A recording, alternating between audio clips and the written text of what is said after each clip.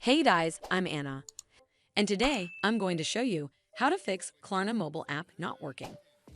So first of all, you need to make sure you're running the latest version of the app. Open up App Store on your device, and then tap on this search icon in the bottom right corner. Then search for the app, and if you see this update button right next to the app name, simply tap on it to make sure you're running the latest version of the app. But if you still encounter this issue, then you need to clear App Cache. Go to your device settings and then scroll all the way down to General and tap on it. Then tap on iPhone Storage. From here, search for the app and then tap on it. Once you're on this screen, you need to tap on Offload App. Tap again to confirm. It'll take a bit for processing, and then a Reinstall button will show up. Simply tap on it to reinstall the app. This should fix the issue, but if it doesn't, then you need to completely reinstall the app. Follow the on-screen instructions to navigate all the way to the app page.